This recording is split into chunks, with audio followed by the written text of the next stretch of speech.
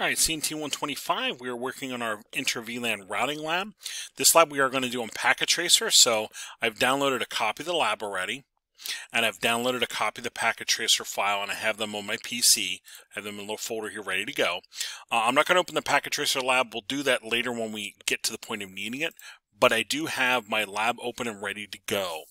So what we're going to do in this lab, let me scroll down to the second page here. We're going to hook this network up.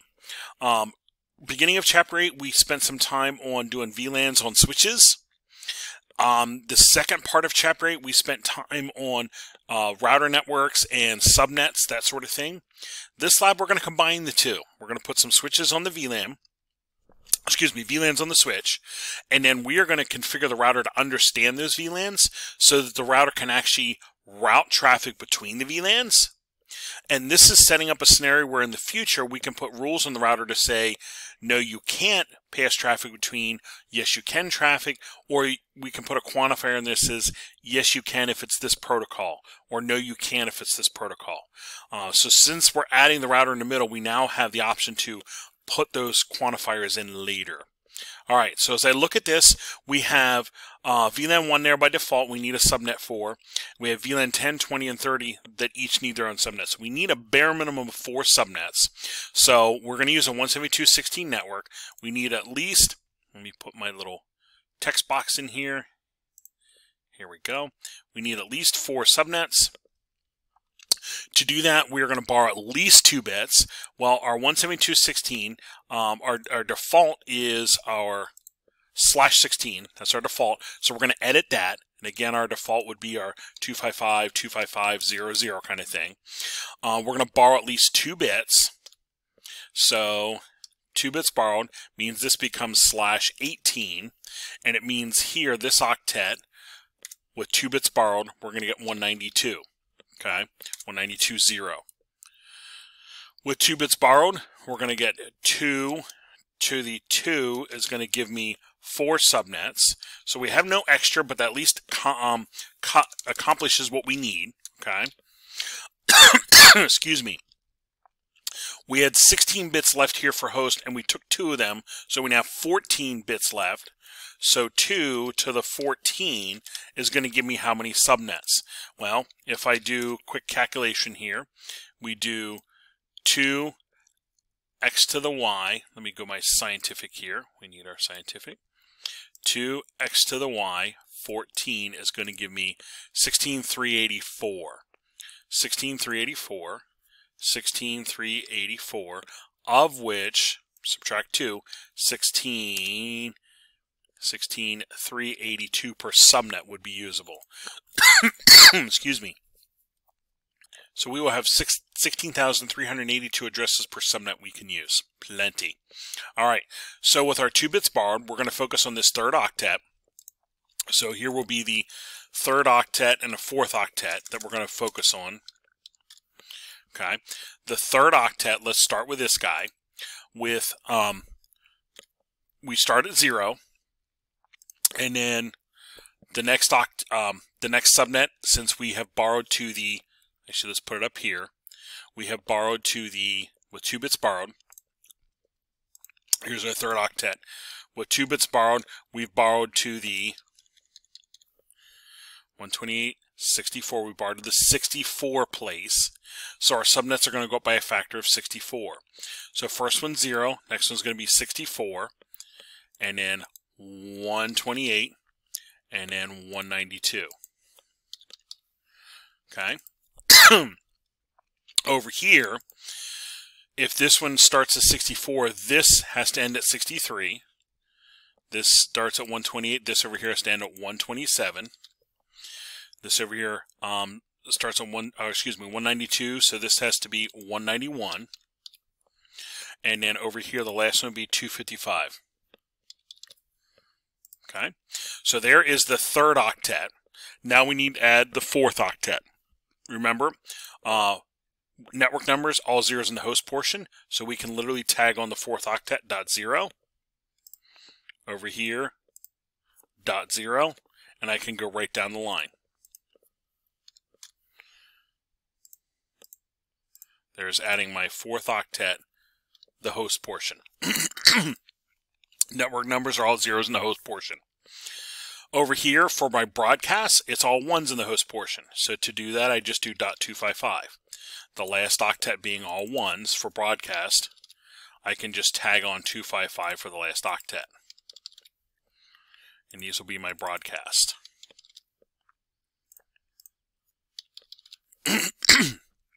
Now the usables, remember the odometer in your car example. We have 0.0 for this subnet. If I'm driving down the road, the far right number is going to increment by 1 as I go, so the first usable will be 0.1. That would be the first usable. Now remember, it's really going to be 172.16 0.1, because we were just looking at the third and fourth. Now I'm tagging on the first and second octet up here.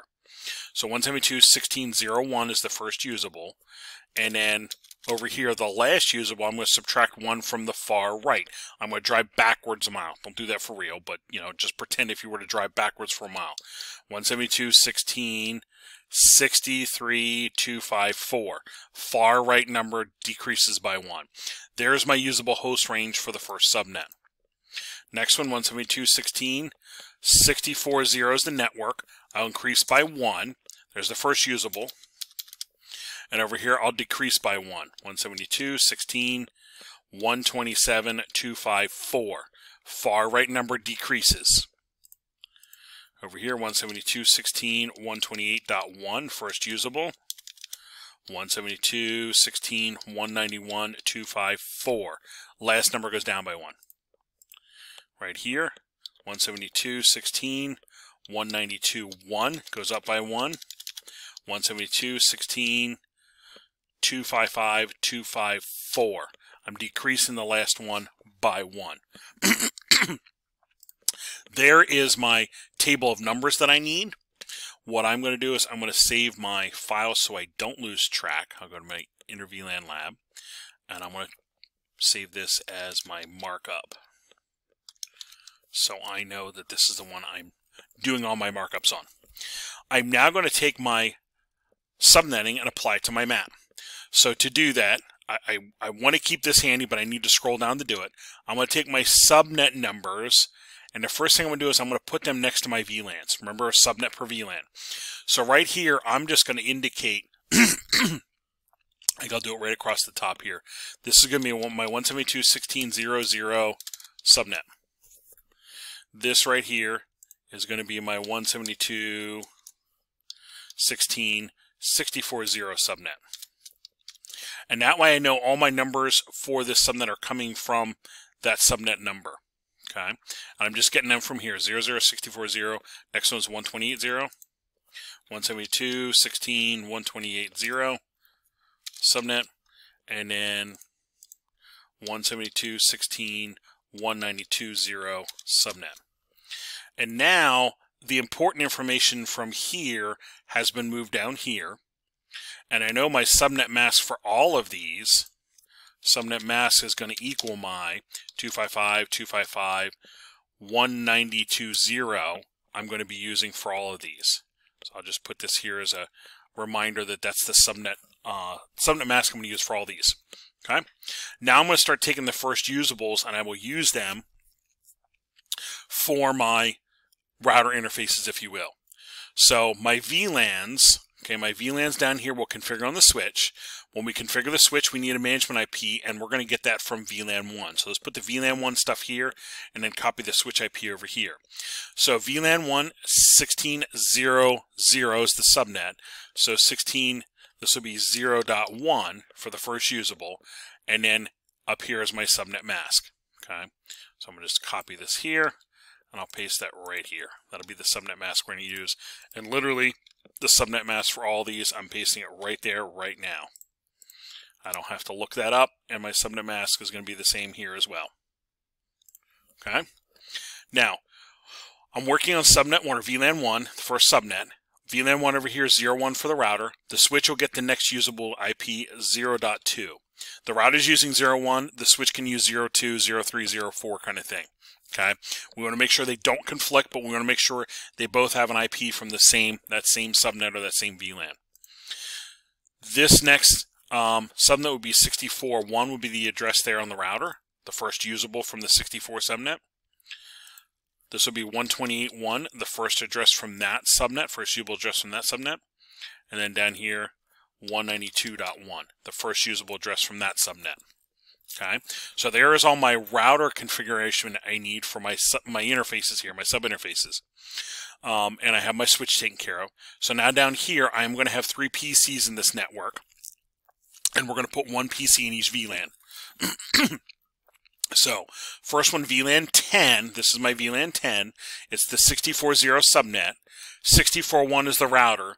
Let's make the PC 64.10. And again, here's my subnet mask. This subnet mask will be the same for all of these. So I'm going to put that down here, subnet mask, subnet mask, subnet mask, okay? And the default gateway, okay, well, 64.10 will be the PC. The router is 64.1, so my gateway is going to be 64.1. So this right here will be 64.1, okay? VLAN 20 is the 128 network, so this needs to be 128. The router was 1, we'll make this 128.10. Okay, and the router being 128.1 will be the gateway. Over here, this will be 192. 192.1 was the router, so 192.10 can be the node, the host address, but 192.1 will be the gateway. Okay, I'm going to save all that, and I now have my plan figured out to be able to move on and configure my network. Now, what I might do just for ease of showing everybody, I think what I'm going to do is I'm going to do this. I'm going to end up taking a picture, and you might want to do the same. I'm going to use my snipping tool here, and I'm going to take a picture of my map, and then I can have that handy for when I'm configuring my network, and I'll save that. And I'll save that on my subnet application folder, and I'll call this my network map markup. And I'll save that so I have that handy for when I start doing the lab. I can actually open this up. Go to my inner VLAN routing lab. Where'd that go? I'll make sure I have that saved, but I'll take a picture and save that so I can have that open, plus my lab and then my my console interface. So you might want to do that before you move on to configuring the network. Next podcast, we'll come back and do the switch, then we'll move to the router and so forth.